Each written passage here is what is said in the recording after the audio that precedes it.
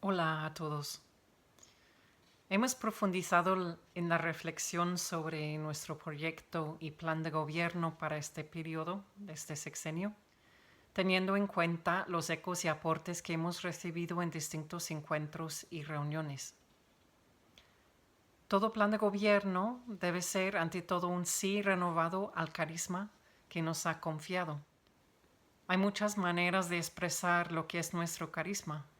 Los más habituales son orar, el ministerio de la palabra y el testimonio de vida, o también formar apóstoles. Pero detrás del carisma está nuestro fundador Jaime y el dolor que él sintió y lo que le llevó a evangelizar y formar una comunidad.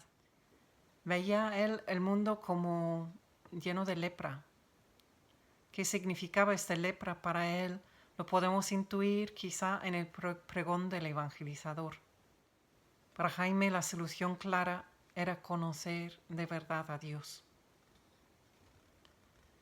De este dolor nació un carisma que revela el rostro de Cristo, que camina con su pueblo en gestos concretos, en la vida cotidiana y en las acciones de cada día. Y nuestra tarea no es simplemente conservar lo que hemos recibido, sino dejar que el Espíritu lo siga haciendo viva, adaptando su forma, para que la palabra viva sigue resonando. Así nuestra comunidad, a través del carisma vivido en el contexto actual de la Iglesia y el mundo de hoy, continúa siendo un cuasi sacramento de la presencia de Cristo. El hacer ese plan de gobierno comenzó al finales del 2023. En noviembre de ese año tuvimos un webinar donde se nos explicó la preparación del Congreso. A partir de ahí comenzamos las conversaciones en el espíritu locales y por zonas y áreas, etc. De eso surgieron luces y desafíos centrados en 3 ejes que se reflejan en el lema del Congreso: comunión, consagración y participación en la misión. A partir de ello se elaboró un instrumento labores que guió las conversaciones espirituales del Congreso. Ya hemos compartido bastante sobre lo vivido en el Congreso. Experimentamos un camino fecundo de discernimiento sinodal, un verdadero momento eclesial donde se sintió la presencia del Espíritu de forma profunda y consoladora.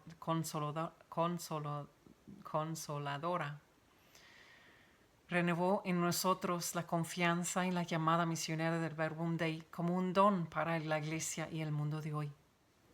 De las conversaciones espirituales del Congreso identificamos luces y desafíos y áreas en las que sentimos una llamada especial a crecer. En la reciente Junta General, al inicio de este mes de junio, discernimos las siguientes prioridades para este periodo de gobierno. El primero es fortalecer nuestra identidad eclesial. Estamos llamados a vivir una comunión más profunda entre las ramas de nuestra fraternidad y a valorar el aporte único que cada uno ofrece, tanto en la vida comunitaria como en la misión. Esto incluye también un compromiso renovado con el anuncio de la palabra, que es parte esencial de nuestro carisma, y una revisión de nuestras estructuras eclesiales, cómo trabajamos, cómo compartimos responsabilidades y cómo damos testimonio comunitario en el mundo. La segunda prioridad es vivir nuestra consagración con alegría de manera profética y fraterna. Sentimos la invitación a redescubrir la alegría de nuestra vida consagrada y hacerlo desde nuestra vulnerabilidad, pero con autenticidad, como un signo de esperanza para el mundo de hoy. Para ella queremos volver a la fuente, al silencio donde se nutra nuestra intimidad con Dios. También deseamos seguir creciendo en comunión a través de la formación, el diálogo y construyendo ambientes sanos y vitales, lugares donde realmente compartimos responsabilidad, nos apoyamos mutuamente y hagamos visible el reino de Dios entre nosotros. La tercera, profundizar en el liderazgo compartido y la comunión en toda la familia Varunday. Deseamos que este espíritu de comunión y corresponsabilidad alcance a toda nuestra familia misionera Varunday. Caminamos juntos en un mismo carisma y misión. Queremos dar pasos más profundos de colaboración en nuestros apostolados, impulsando este hacer que siempre ha sido parte de nuestra manera de vivir la misión. La cuarta prioridad, construir una fraternidad solidaria y sostenible. Para vivir todo esto necesitamos una fraternidad que se cuide mutuamente y cuide del futuro, espiritual, afectiva, estructural y por supuesto económicamente. Una fraternidad enraizada en la solidaridad y comprometida con la sostenibilidad económica nos permitirá vivir nuestra misión con mayor libertad y responsabilidad.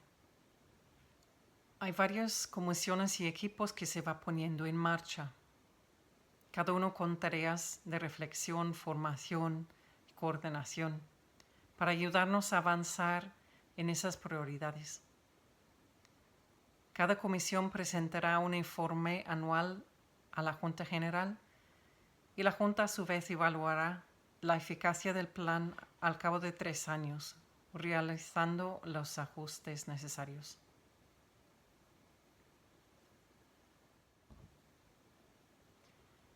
Es posible que estas prioridades no suenan tan definidos o concretos como en planes de gobiernos anteriores, y es verdad, pero hay razones para ello. Estamos en un momento distinto como fraternidad.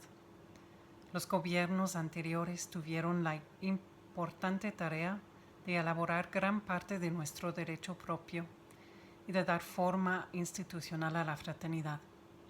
Ese trabajo fue esencial y sigue dando fruto. Gracias a esta base, ahora podemos centrarnos más en profundizar en nuestro modo de vivir el carisma hoy. Otra razón es que el gobierno anterior inició un cambio en el estilo de liderazgo, más participativo, más sinodal, más en sintonía con los signos de los tiempos. Queremos continuar esa línea y seguir creciendo en ella. Esto ha generado una forma distinta de trabajar, de discernir y también de expresar nuestras metas.